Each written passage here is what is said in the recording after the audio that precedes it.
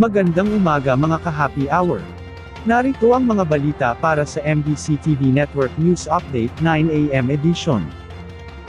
Problema sa reading comprehension sa bansa dahil sa nagkagisnang sistema. Ipinunto ni House Committee on Basic Education Chair Roman Romulo na ang problema sa reading comprehension sa bansa ay bunga ng pagkukulang ng sistema ng edukasyon at hindi kasalanan ng mga guro o mag-aaral. Sa isang news forum, ipinunto ni Romulo na sa loob ng maraming dekada ay pinayagan ng sistema ang mga estudyante na ma-promote o umakyat sa susunod na baitang kahit hindi pa bihasa sa mahahalagang kasanayan tulad ng pagbabasa. Nanawagan siya ng agaran, agresibo, at tuloy-tuloy na interbensyon sa loob mismo ng mga silid-aralan, kasabay ng paglabas ng ulat ng EDCOM 2.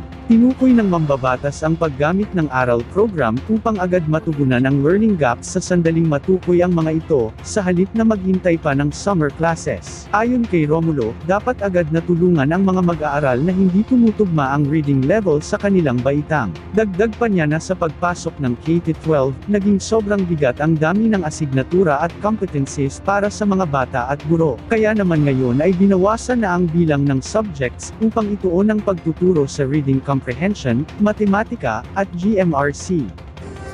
Para sa amin, yung kasalukuyang nasa K-12 na, gamitin natin yung aral program, gumamit tayo ng aggressive interventions para matulungan yung bata along the way. Kasi hindi kasalanan ng bata, ng learner, hindi rin kasalanan ng teacher.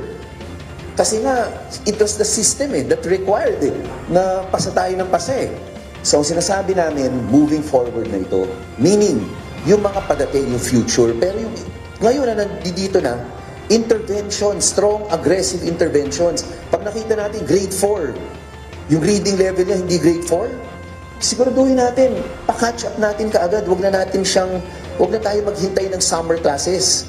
Doon pa lamang siguraduhin natin, interventions, very aggressive interventions kailangan. Aral program is that. Samantala, Pilipinas, wala pang na-detect na bagong kaso ng Nipah virus sa ngayon.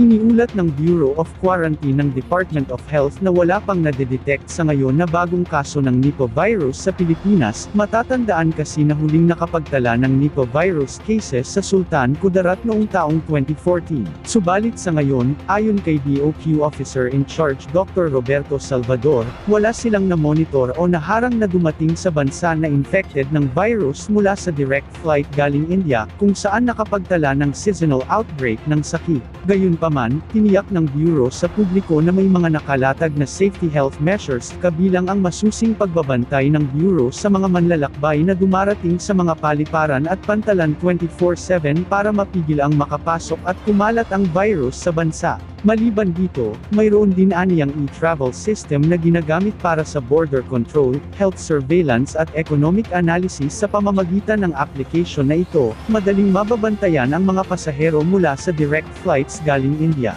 Bukod dito, mayroong din nakalatag na infrared thermal scanners sa mga paliparan at pantalan, kung saan may nakatalagang 2 DOQ nurses para i-monitor ang temperatura ng mga dumarating na pasahero at mayroon ding spotters na susuri kung may mga pantal o iba pang palatandaan o sintomas ng sakit na hindi idineklara sa e-travel app.